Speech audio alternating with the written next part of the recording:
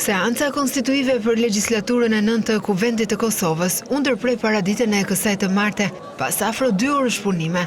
Deputetët nuk arritën të kalonin pikën e parë të rendit të ditës, atë të miratimit e raportit të Komisionit të Përkohshëm për verifikimin e mandateve dhe kuorumit. Partitë opozitare argumentuan se anëtarët e qeverisë në detyrë që janë zgjedhur deputet nuk dorëzuan në kohë dorëheqjet e tyre nga postet ekzekutive.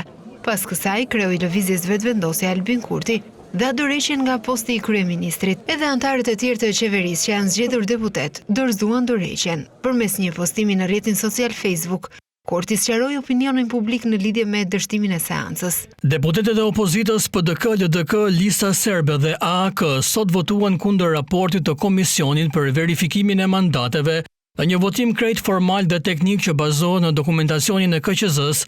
Ata u rebeluan kundër betimit të deputetëve dhe konstituimit të legjislaturës së 9. Ky është sulm brenda institucional kundër Republikës së Kosovës dhe zgjedhjeve demokratike. Kjo është situatë e paparë në shtetin tonë e shumë më gjerë, ne qeverisim bare mirë, këta lanë na me bëjnë lajm të keq për shtetin tonë, se janë kundër qeverisë e Republikës dihet, por se janë edhe kundër vetvetes. Kryesuesi i seancës konstituive, Avni Dehari, ndërpreu seancën dhe tha se do të njoftojnë presidenten e Kosovës Vjosa Osmani se si të veprohet më tutje në një rast të tillë.